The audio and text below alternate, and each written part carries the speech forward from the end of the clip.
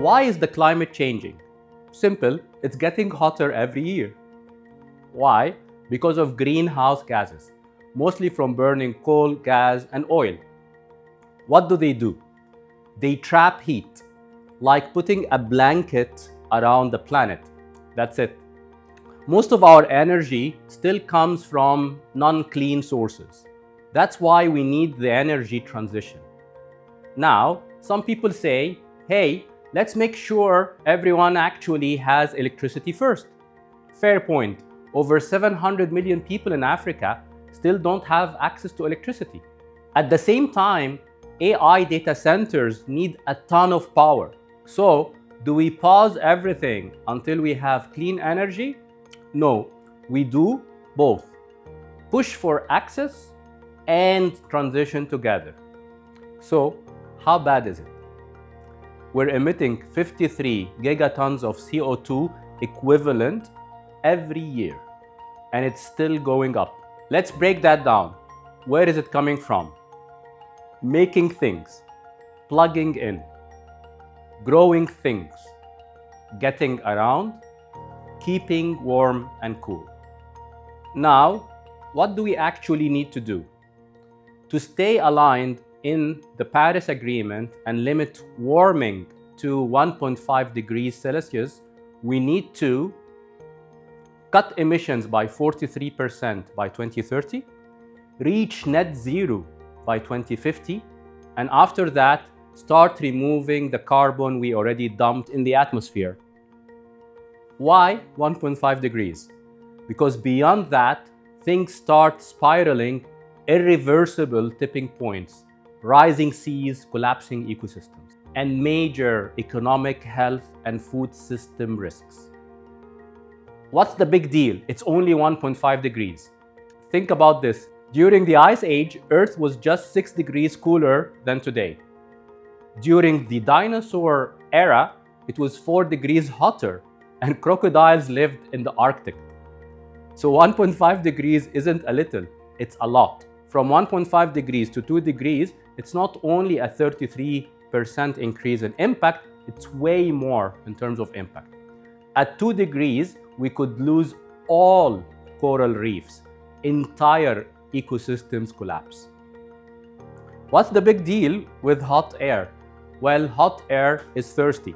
It pulls moisture from the ocean, which turns into storms and floods. It pulls moisture from land and forests, leading to fires and droughts. It melts ice, raises sea levels, and swallows coastal cities. Now, will this be hard? Yes. Fossil fuels are everywhere. They're cheap. More than 4 billion gallons of oil are used daily. It's cheaper than Diet Coke. And global energy demand is rising. By 2060, we'll be adding a New York City's worth of buildings every month for 40 years. So here are the 5 questions to ask in every climate conversation. 1. How much of the 53 billion tons are we actually tackling?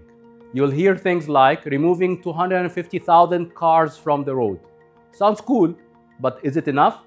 It's much better for someone to say they're cutting 15 million tons. You do the math, that's 0.03% of the global emissions. Think 53 billion and do the math. Now talk about removing 500 million tons, that's 1%. Now we're talking. Second question, which category are we affecting from the 5 categories? Is it from making things, plugging in, getting around? Each one has a share. Are we moving the needle in the right places? 3, how much power are we talking about? It helps to think like this. 1 kilowatt powers a house. 1 megawatt powers a small town. 1 gigawatt powers a mid-sized city. Here's a quick snapshot. And at the country level and the world, over 8,000 gigawatts and growing now with AI.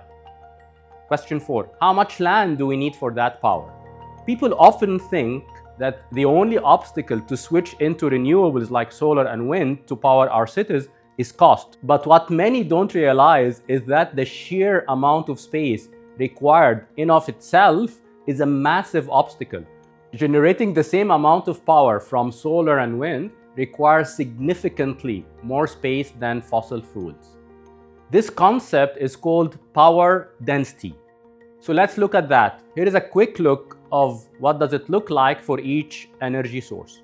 Those numbers might not make a lot of sense to you, so to put that into perspective, to power Cairo with fossil fuel plants, you need 8 square kilometers, which is the size of downtown Dubai. But for solar, you need 600 square kilometers, 20% of the size of Greater Cairo. And for wind, you need 3,000 square kilometers, basically all of the Cairo's land area. Question number 5, how much will this cost? Let's talk green premiums. The extra cost of choosing clean over dirty energy. If it's too high, most won't switch. It needs to make economic sense to scale. Some people may ask, why not just remove carbon from the air? Well, you can. It's called direct air capture. However, it costs $100 per ton if we're lucky. Do the math. For 53 billion tons, it's $5.3 trillion per year, about 6% of the global GDP. You'd also need a lot of plants, roughly 50,000 direct air capture plants. Trees, everyone talks about planting trees. Let's put things into perspective again. To absorb just US emissions, we'd need to plant forests across 50% of Earth's land. Not realistic. So what about AI? AI could help and will help, but it could also hurt. It needs energy, but it can optimize how we produce, store, and consume it. Let's talk about AI and climate in the next video.